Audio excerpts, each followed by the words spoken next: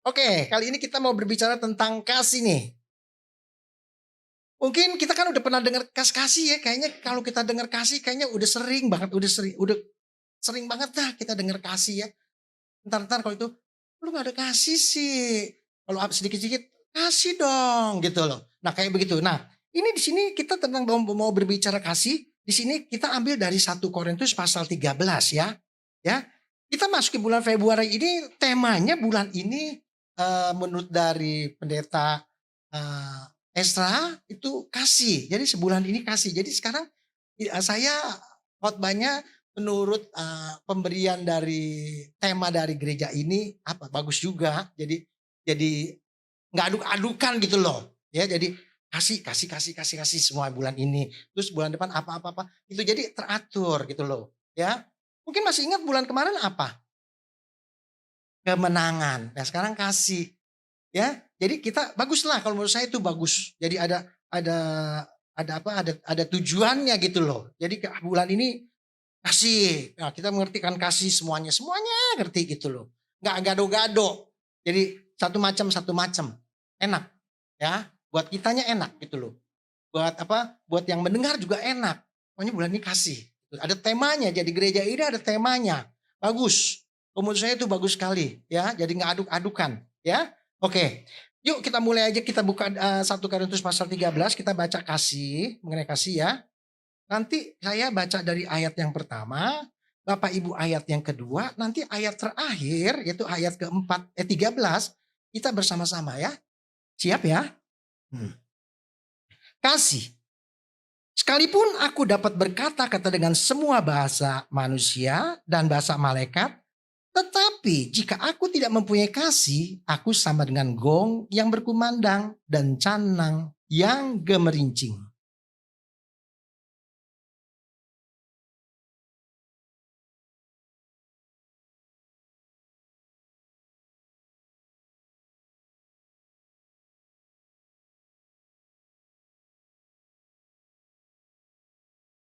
Dan sekalipun aku membagi-bagikan segala sesuatu yang ada padaku, bahkan menyerahkan tubuhku untuk dibakar. Tetapi jika aku tidak mempunyai kasih, sedikit pun tidak ada faedahnya bagiku.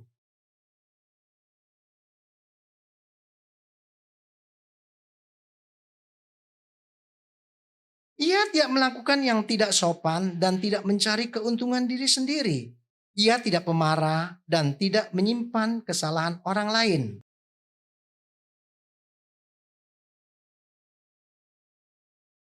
Ia menutupi segala sesuatu, percaya segala sesuatu, mengharapkan segala sesuatu, sabar menanggung segala sesuatu.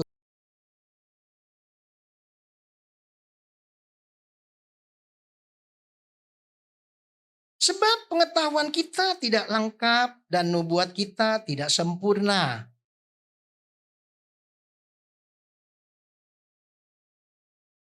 Ketika aku kanak-kanak, aku berkata-kata seperti kanak-kanak. Aku merasa seperti kanak-kanak, aku berpikir seperti kanak-kanak. Sekarang sesudah aku menjadi dewasa, aku meninggalkan sifat kanak-kanak itu.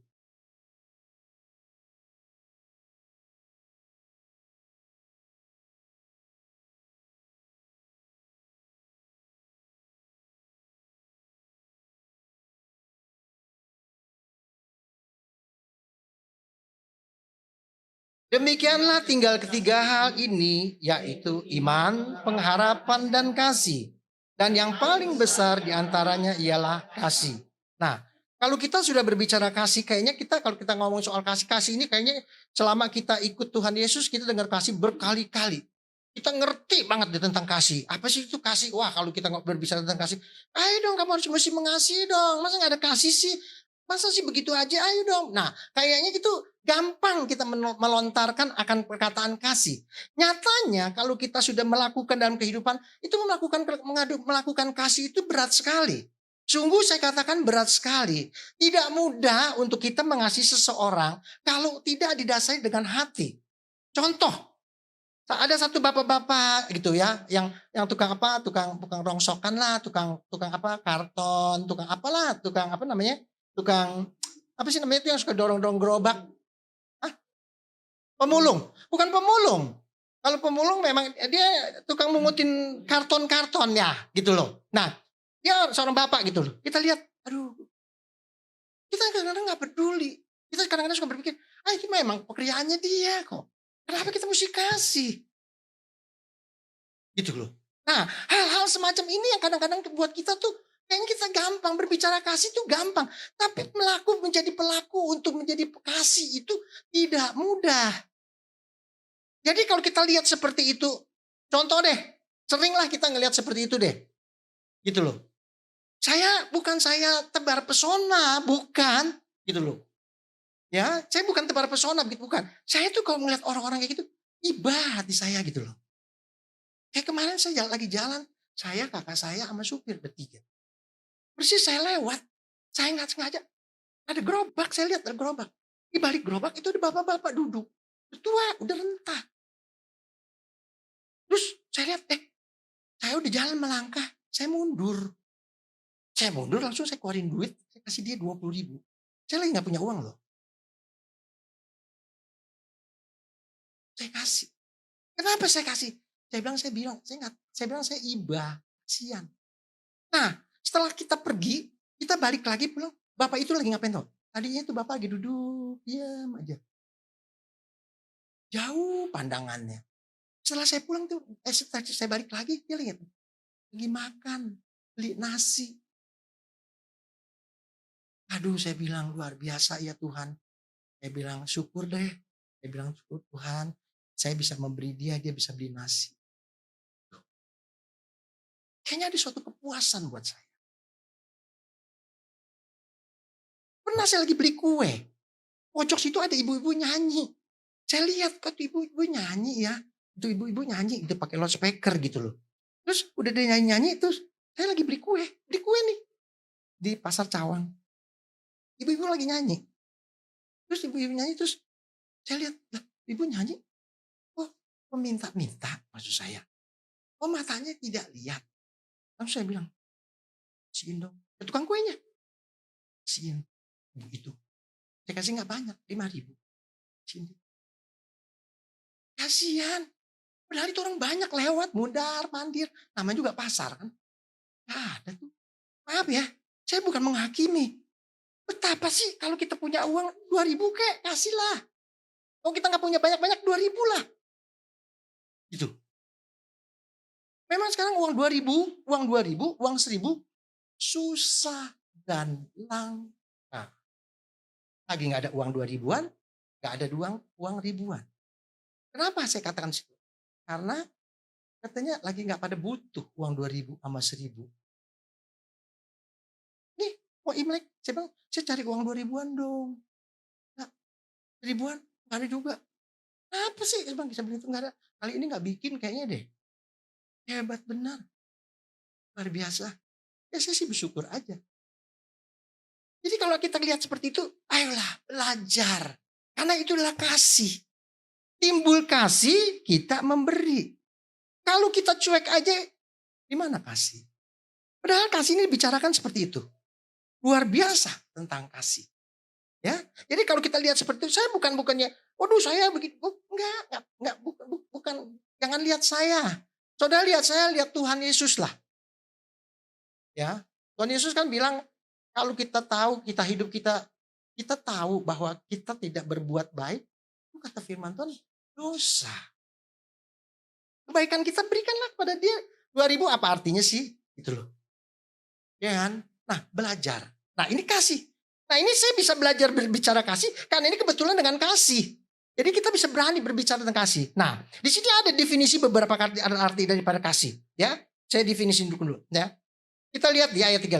Iman adalah dasar dari segala sesuatu yang kita harapkan dan bukti dari segala sesuatu yang tidak kita lihat. Itu iman.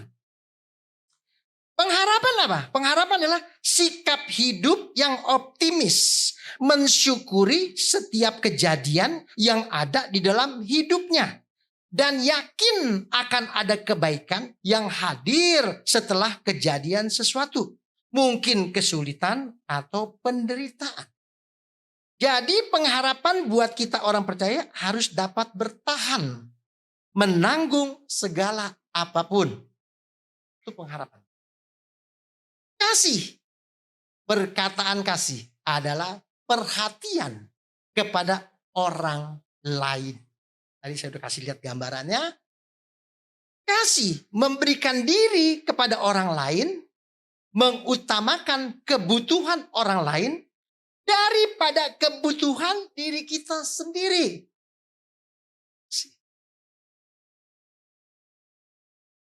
Di ayat ke-13 itu dikatakan dari ketiga hal ini, apa yang paling besar? Dikatakan yang paling besar adalah kasih. Bisa katakan amin? Nah, sekarang kalau kita urai satu persatu, sekarang saya mau urai dulu. Ayat kedua itu dan ayat ketiga itu menerangkan tentang kasih. Ayat kedua dan ayat ketiga menerangkan tentang kasih. Ya, dikatakan sekalipun aku mempunyai karunia untuk bernubuat dan aku mengetahui segala rahasia dan memiliki seluruh pengetahuan dan sekalipun aku memiliki iman yang sempurna untuk memindahkan gunung, tetapi jika aku tidak mempunyai kasih, aku sama sekali tidak berguna. Ayat 3-nya, dan sekalipun aku membagi-bagikan segala sesuatu yang ada padaku, bahkan menyerahkan tubuhku untuk dibakar, tetapi jika aku tidak mempunyai kasih sedikit pun, tidak ada faedahnya sama sekali. Ini berbicara kasih. Kita bisa berkata kasih, tapi kalau kita dalam kehidupan kita di ayat 2 dan ayat 3, kita tidak bisa melakukan bohong. Jadi itulah arti kasih sesungguhnya. Harus melekat dalam kehidupan kita.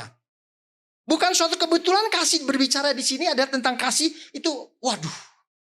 Saya waktu dikasih judul khotbah tentang kasih, wah, luar biasa. Itu nih, bulu saya bangun nih. Saya waktu bilang, wah, luar biasa nih. Merinding nih saya. Ini ngomongin merinding. Dahsyat. Bukan suatu kebetulan lah. Pendeta Estra tuh bikin judul kali ini mengenai kasih. Bukan suatu kebetulan. Nih, tanggal 14 apa tanggal berapa? Valentine. Hah? Tanggal 14 Valentine. Artinya apa? Kasih sayang. Membagikan kasih.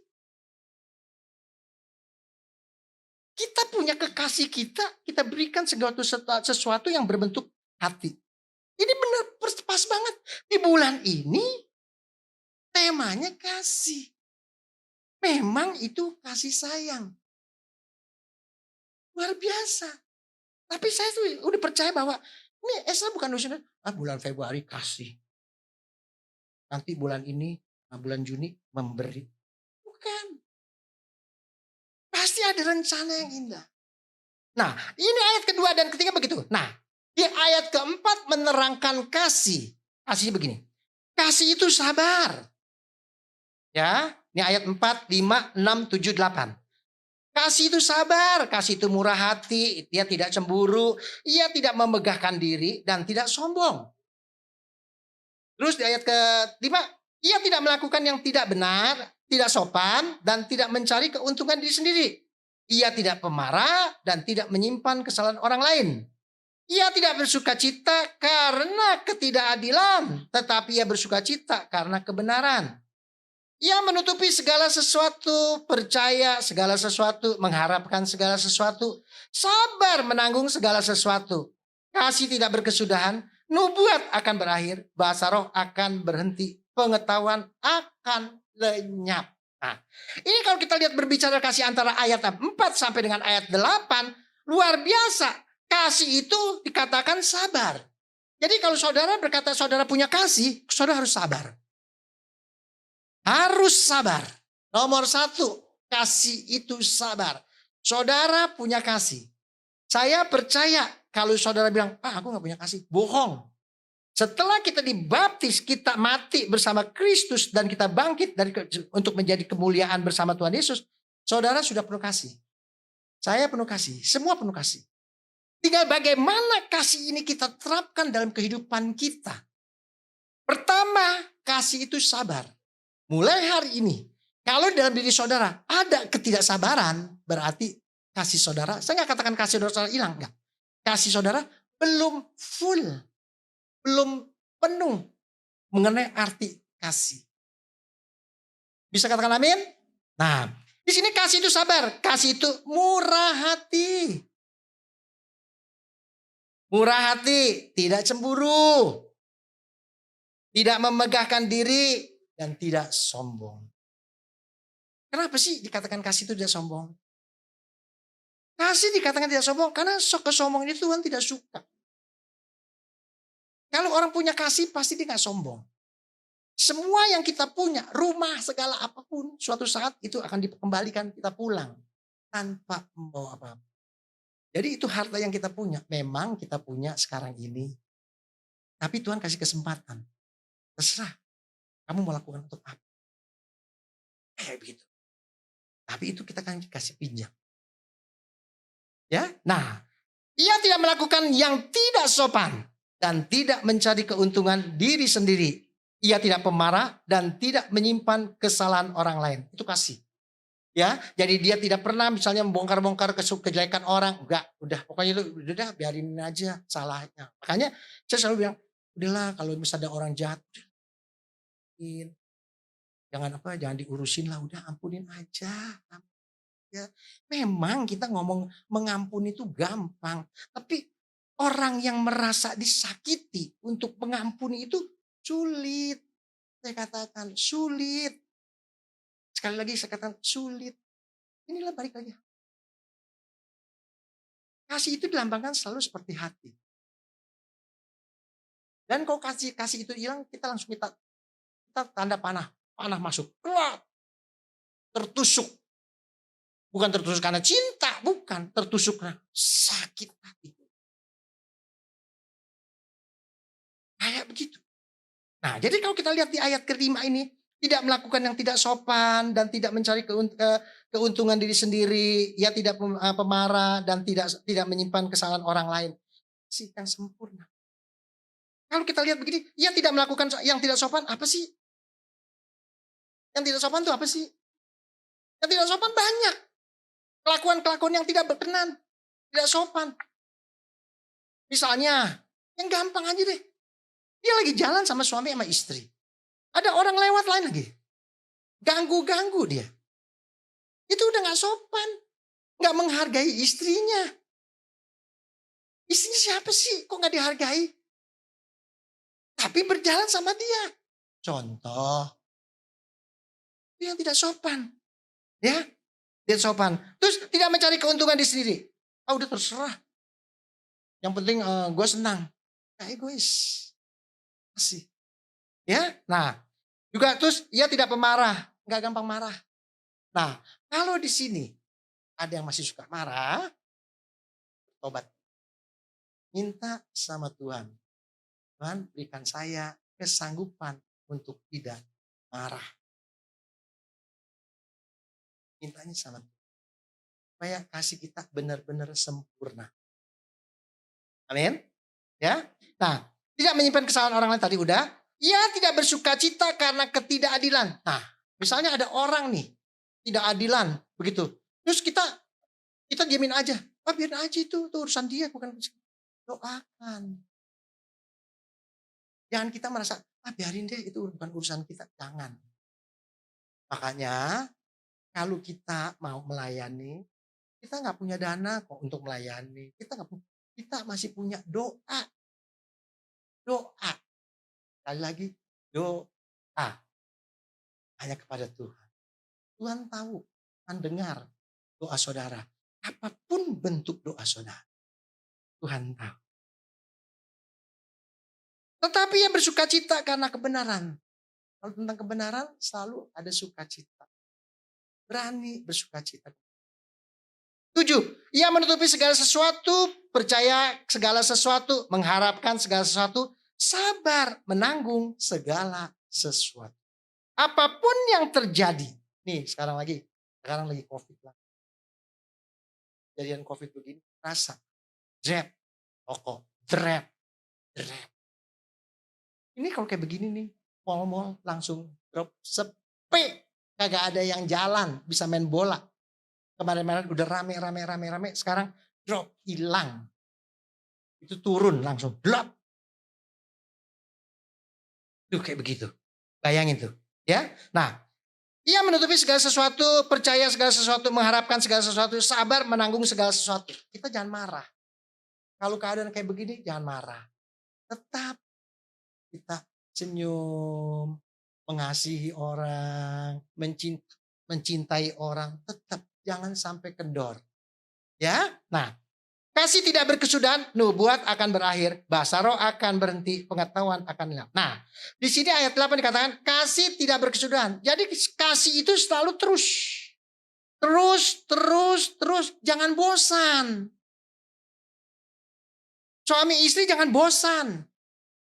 Kasih itu mengasihi terus. Misalnya nih, di rumah saya kan gak ada pembantu. Udah hampir setahun nih. Saya nggak, karena pembantu ini janjinya mau datang tapi nggak datang lagi, mau datang tapi mau datang tapi nggak datang lagi, mau datang tapi ada alasan terus. Gini, saya nunggu dengan kebiasaan nunggu ya istri saya masak, saya yang cuci piring. Jadi mungkin bapak-bapak mungkin kalau suruh cuci piring tangannya sayang kali cuci piring. Kalau bapak-bapak maaf ya, kadang-kadang bapak-bapak udah merasa cari duit, itu urusan rumah belakang itu urusan mereka, urusan ibu-ibu istri kita. Jangan juga. Kalau menurut saya nih, suami istri ya saling kalau istri kita udah capek-capek masak, kalah bantuin cuci piring. Saya nggak malu kok cuci piring, perabotan saya. Cuman kadang-kadang kalau saya mau cuci piring saya bilang gini, ini banyak amat nih cuci piring. Ya, saya tahu istri saya masak. Saya bilang, mami, ya ampun mam, guyonan saya. Ya ampun mam, perabotan banyak amat.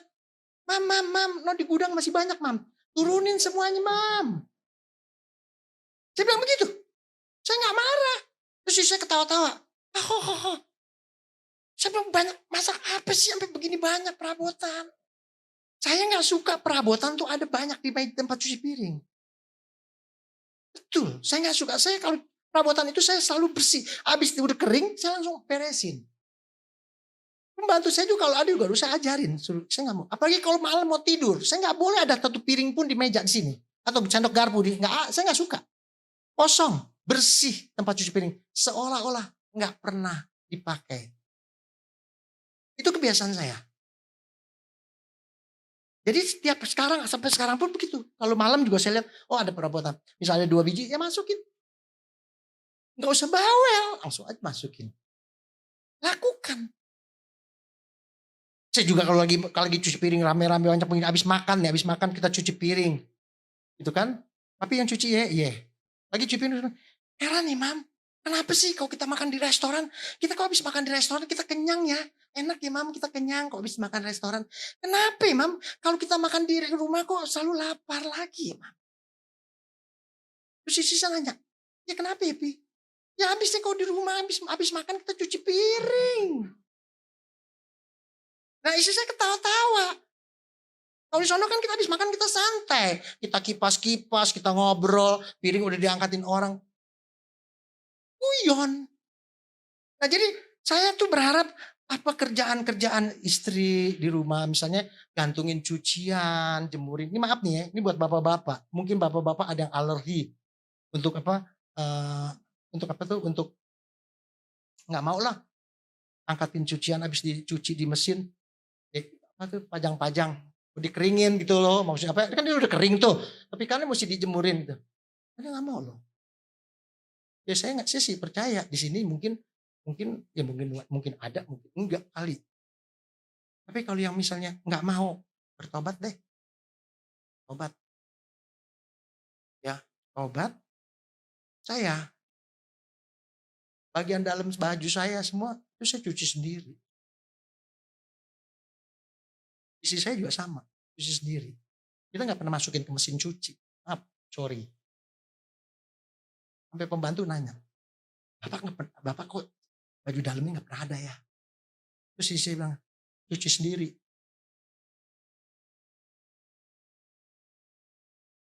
Jangan mentang-mentang ada pembantu, udah dah, apa dikeluarin semuanya. Pribadi dalam-dalamnya juga dia lihat. Oh,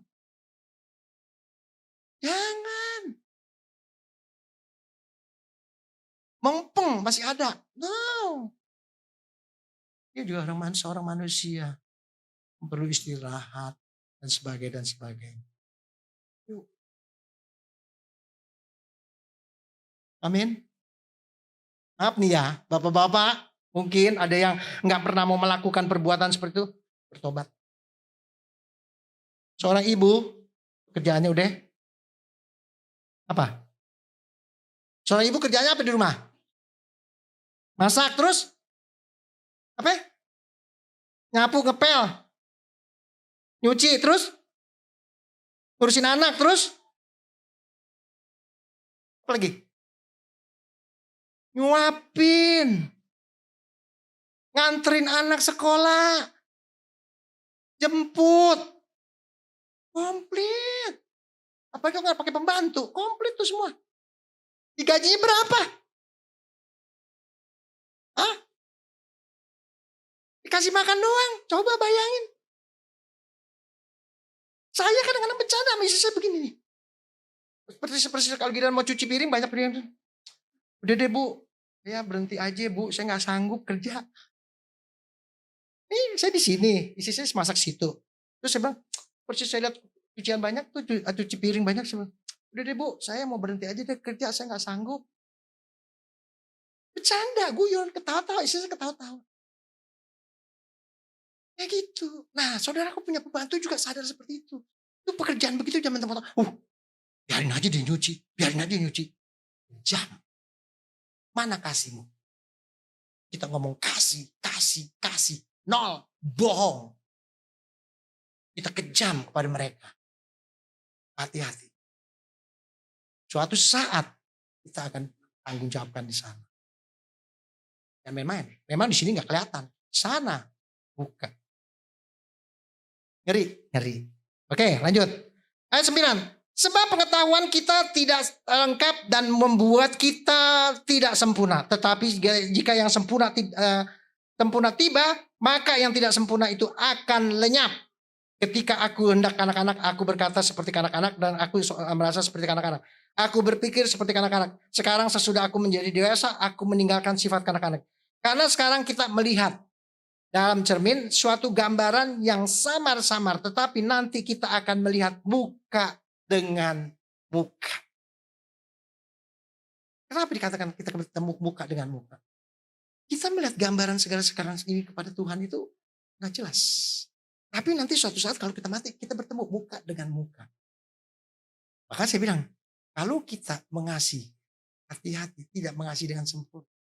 Suatu saat kita akan bertanggungjawabkan di sana. Kalau kita udah bertanggungjawab di sana, udah gak ada ampun. Gak ada ampun. Nah, di sini di ayat lagi kelanjutannya. Aku hanya mengenal dengan tidak sempurna, tetapi nanti aku akan mengenal dengan sempurna seperti aku sendiri dikenal. Dahsyat. Kita nanti di sana akan kenal. Tuhan akan menang kita akan mengenal Tuhan secara sempurna. Seperti kita melihat cermin. Tuh. Jadi apa yang kita lakukan kasih itu hati-hati deh.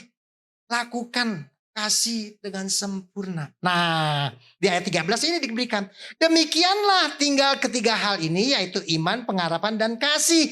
Dan yang paling besar di antaranya ialah kasih. Nah, kenapa sih di antara yang paling besar itu adalah kasih? Karena Allah itu adalah kasih. Kasih itu adalah Allah. Kalau saudara mempunyai kasih, saudara ada Allah dalam kehidupan saudara. Tapi kalau saudara bilang, aku gak mengasihi orang itu, saudara gak punya Allah dalam kehidupan saudara. Karena kasih itu Allah, Allah itu kasih. Saudara terima kasih, saudara terima Allah dalam kehidupan saudara. Nah, jadi kalau saudara waktu melakukan tentang kasih kepada orang-orang yang maaf, yang susah-susah, itu ada kehidupan di dalam tubuh saudara, dalam hati saudara, itu kasih Allah. Kitanya ego. Buat kitanya ego. Tapi kasih Allah itu selalu iba. Kasihan ya. Kasihan ya. Kasihan ya. Yesus menyembuhkan orang semua karena belas kasih. Pertama-tamanya belas kasih. Belas kasih. Belas kasih. Kalau kita nggak punya belas kasih, sampai kapanpun Kita akan cuek. Lihat orang, terserah. Siapa suruh? Lihat orang begitu, siapa suruh? Kita akan berkata begitu. Hati-hati.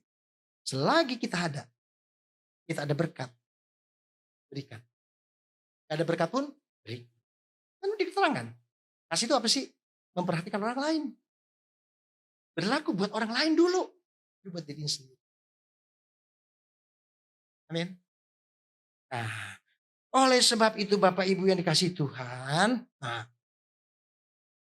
dalam 1 Yohanes pasal 4 ayat 8 itu yang tadi kan Allah adalah kasih. Dikatakan nih, barang siapa tidak mengasihi. Nah, barang siapa tidak mengasihi, ia tidak mengenal Allah. Tuh. Jadi kalau saudara tidak mengasihi, saudara tidak mengenal Allah. Walaupun kita mungkin percaya Tuhan Yesus. Dikatakan barang siapa tidak mengasihi, ia tidak mengenal Allah. Sebab Allah kasih. Janganlah kita sampai dikatakan, itu orang begitu banget. Gak ada kasihnya. Gini-gini. Jangan, karena di sini kita jelasin. Barang siapa tidak mengasihi, ia tidak mengenal Allah. Firman Tuhan yang katakan 1 Yohanes 4 ayat 8. Jadi kita semua mengerti semua tentang kasih. Jadi apa itu kasih? Kenapa harus ada kasih dalam hidup kita? Oleh sebab itu ada beberapa hal yang bagaimana seharusnya hidup kita terhadap kasih. Yang sekarang harus kita bahas bagaimana hidup kita terhadap kasih. Yang pertama, dalam Titus pasal 2 ayat 2 dikatakan begini. Yuk kita baca aja yuk. Dalam Titus pasal 2 ayat 2.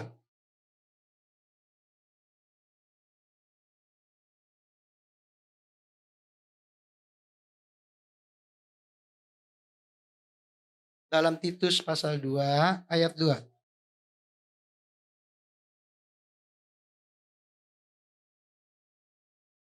Ketemu? Yuk kita baca. 2, 3. Bersama-sama bacanya. 2, 3.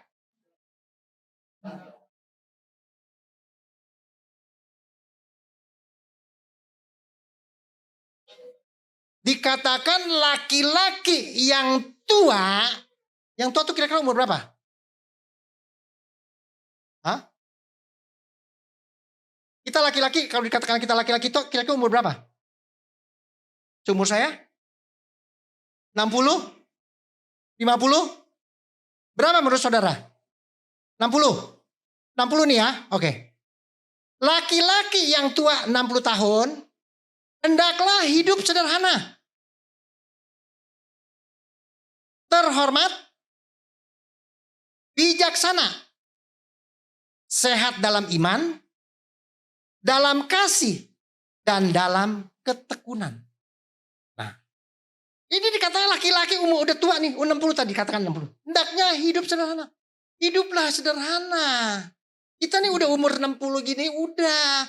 Kita tuh kaki kita sebenarnya udah menuju ke sono separoh. Separoh di sini. Separoh di bumi, separoh udah lagi menuju ke sono. Udah senja. Bukan kereta api aja yang senja. Manusia juga udah bisa senja. Nah ini dengan kata lain laki-laki yang tua hendaknya hidup sederhana. Berarti udah mau tahu diri. Tahu diri sedikit. Udahlah pakai baju begitu udah cukup. Gak usah pakai ganti-ganti yang baru. Kenapa sih? Genit bener sih. Halo. Ini laki-laki tua nih semuanya.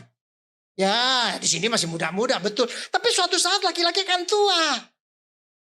Yang tua akan mati. Ya. Nah begitu disuruh kata sederhana. Terhormat. Terhormat maksudnya apa ya?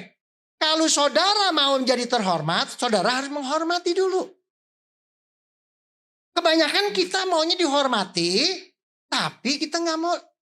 Kita nggak mau hormat sama mereka. Tapi kita mau dihormati. Di sini katakan terhormat. Kalau kita mau jadi terhormat. Kita hormati orang. Mereka ketemu kita. Shalom, selamat pagi, selamat siang, dimanapun.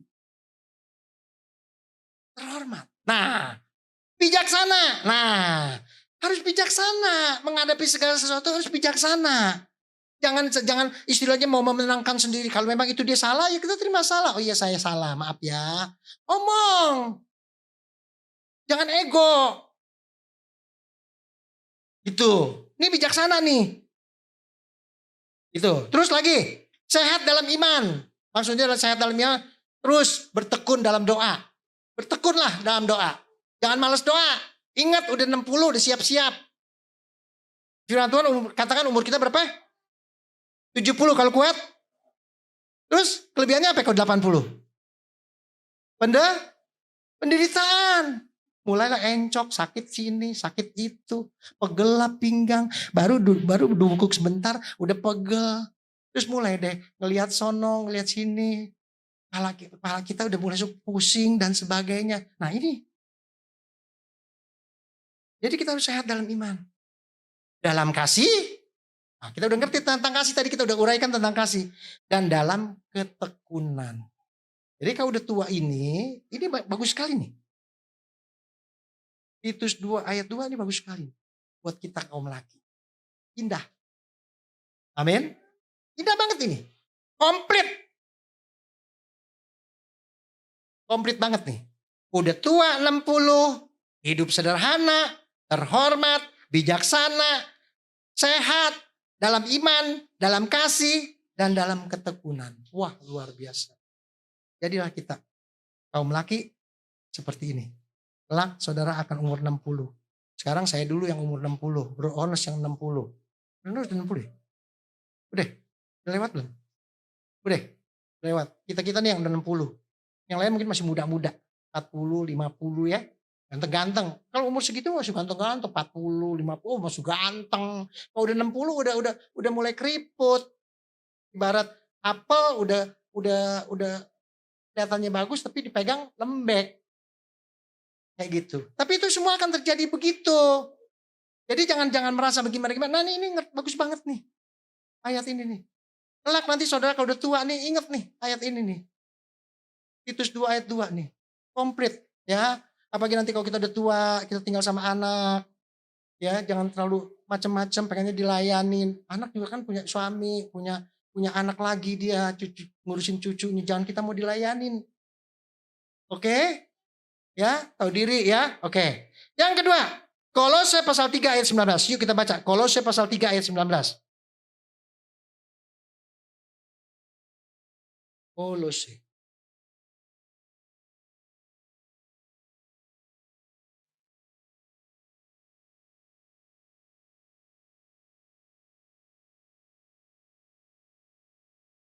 Kolose pasal 3 ayat 19. Udah ketemu? Kita baca bersama. 2, 3.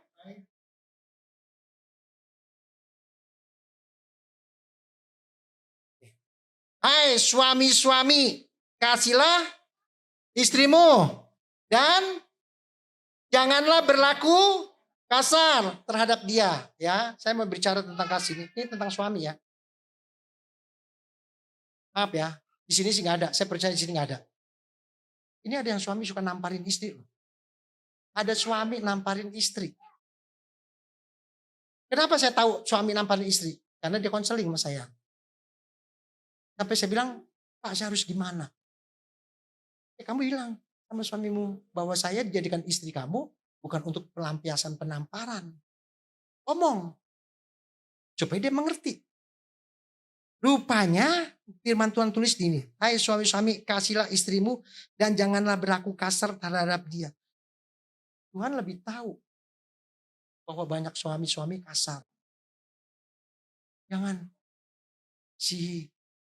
Dia tuh anak orang. Saudara waktu mintanya ngelamarnya baik-baik. Lakukan dia baik-baik. Jangan kasar. Amin. Amin. Kalau ada yang begini bertobat. Ya, nah lihat di ayat selanjutnya sebelumnya. Ayat 18, baca. 2, 3. 2, 3.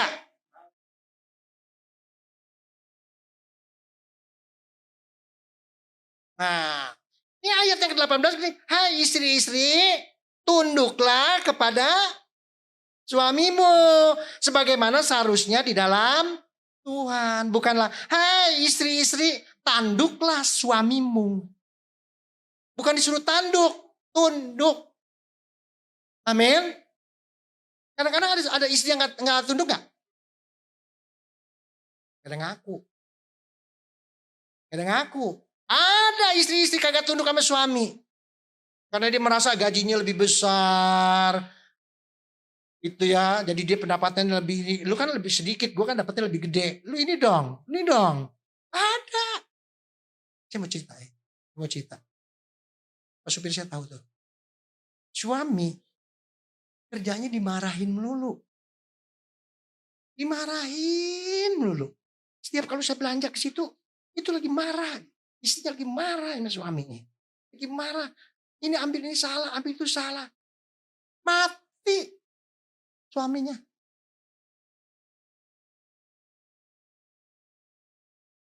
Kalau nggak percaya tanya supir saya tahu. Jangan main-main. Suami-suami kalau dimarah-marahin terus kesel, dia bawa diri. Dia kan sebagai imam.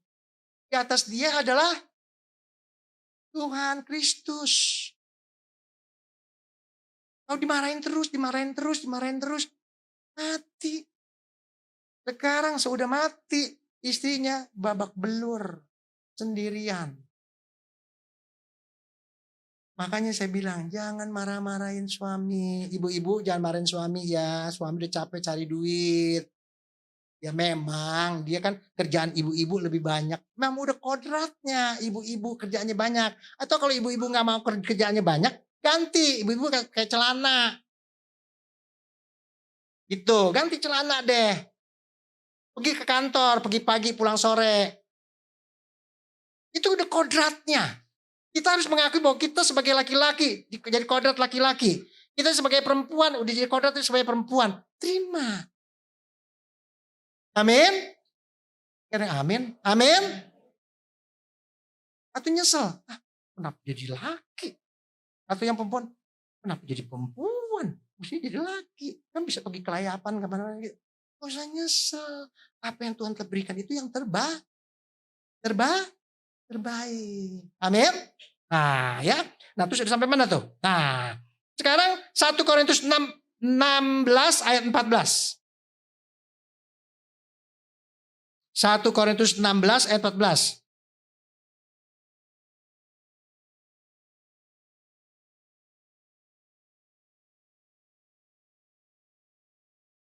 Ya. 2, 3. Lakukanlah segala pekerjaanmu dalam kasih. Nih, kalau kita mengerjakan sesuatu harus dengan kasih. Apapun yang kamu kerjakan selalu dengan kasih. Ngerjain main keyboard, main melayani di sini, apapun itu selalu dengan kasih. Jangan tubuh doang, tapi dengan kasih. Full. Amin. Nah, Roma 13 ayat 10. Roma 13 ayat 10.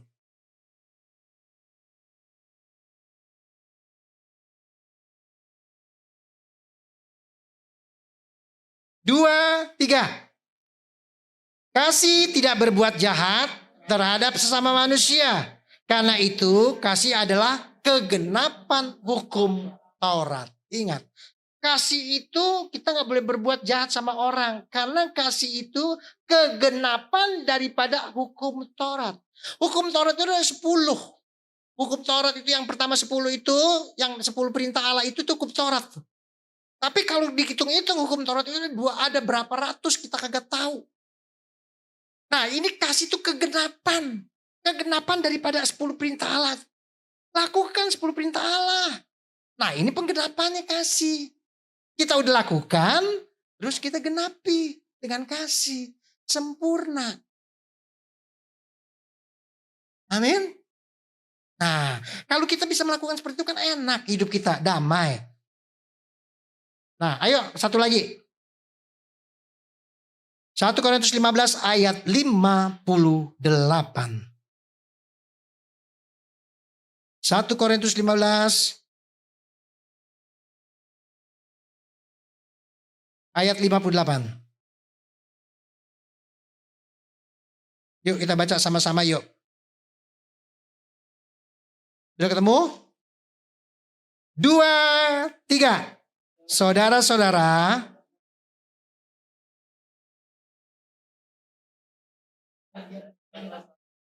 oh ya,